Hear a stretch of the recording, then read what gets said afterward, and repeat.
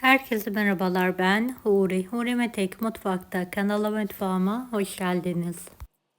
Buzluk tarifleri hazırlıyorum. Kara lahana sarması, buzluk böreği ve buzluk kabak salatası tarifi hazırlıyorum. Evet, buzluktan çıkardım. Buzluk kara lahanam var. İlk olarak tencereye alıyorum poşetinden çıkartarak. Evet, tencereye sığmadığı için şöyle bir musluk altında yıkıyorum. Hafif bir şekilde ayırarak tencereye yerleştiriyorum.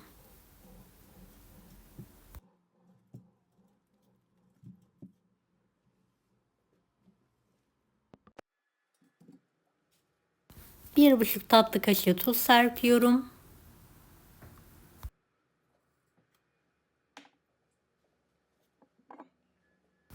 Evet, üzerine su gezdiriyorum. Evet, tencerenin yarısından az olacak şekilde su ilavesi yaptım. Kapağını kapatıyorum. Kaynayana kadar yüksek, daha sonra kısık ateşte pişirmeye bırakıyorum. Evet, şöyle kaynamaya başlı kısıyorum altına. Suyu bitene kadar pişirelim. Suyu bittikten sonra bolca zeytinyağı gezdiriyorum. Pişirmeye devam ediyorum.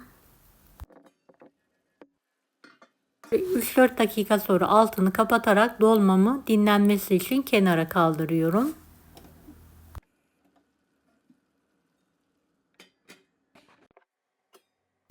Evet, dinlendirdiğim kara lahana sarmam servise hazır.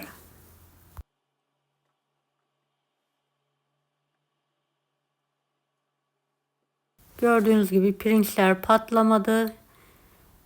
Sarmalarım yayılmadan çok güzel bir şekilde pişti. Sanki yeni sarmışım gibi, mis gibi. Buzlukta fındıklı, cevizli, soğanlı çöreğim vardı. Buzlu bir şekilde tepsiye alıyorum. 200 dereceli fanlı fırına alıyorum. Alt rafına alarak üzerine bir tepsi kapatıyorum. 10 dakika sonra 165 derecede böreğimi ağır ağır pişiriyorum. Evet, üzeri piştikten sonra fırından çıkartıyorum. Kendi halinde şöyle bir ılımaya bırakalım. Ilıdıktan sonra dilimleyerek kesiyorum.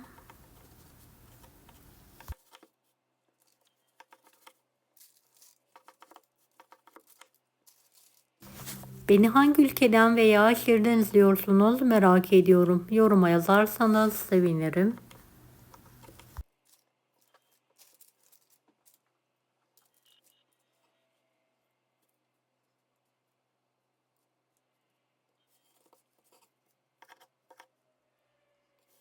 Evet, bu çöreğin tarifi kanalımda bulunuyor. Dilerseniz fındıklı cevizli çörek olarak aratabilirsiniz. Yazla buzla kabak rendesi koymuştum. Buzlu bir şekilde tavaya alıyorum. Yüksek ocakta şöyle bir buzunu çözdürüyorum.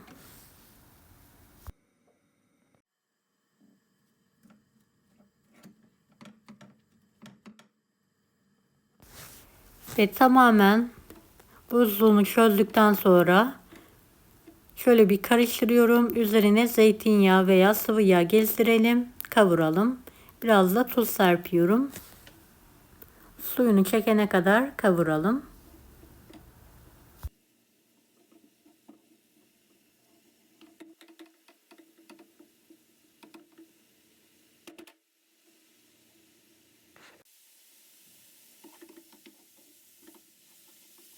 Evet, kabağım piştikten sonra altını kapatıyorum. Yarım çay bardağı ince bulgur ekliyorum.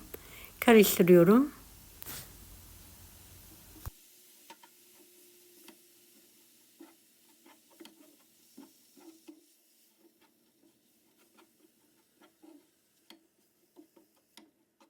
Evet, soğumaya bırakalım.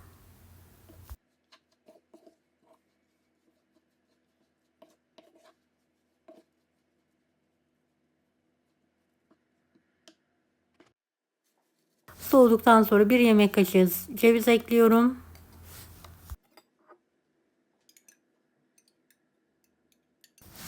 Şöyle ev yapımı yoğurt. Biraz mayonez.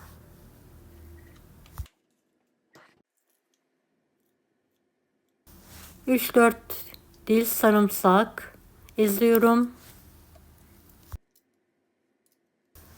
Çok az daha tuz serpiyorum. Karıştırıyorum.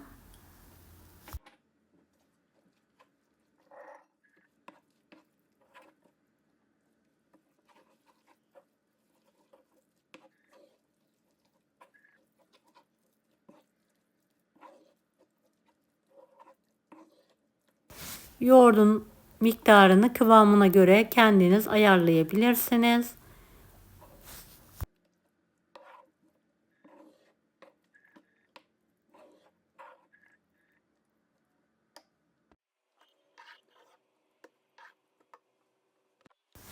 Şöyle bir kapalı kaba alarak buzdolabında biraz dinlendiriyorum.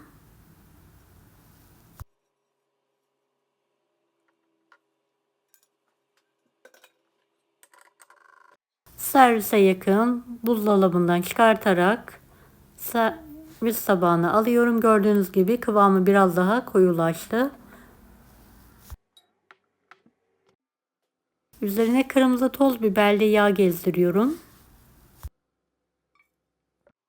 Evet, buzluk tariflerim yemeğe hazır. Deneyecek olan herkese şimdiden kolaylıklar dilerim. Allah'a emanet olun. Hoşça kalın.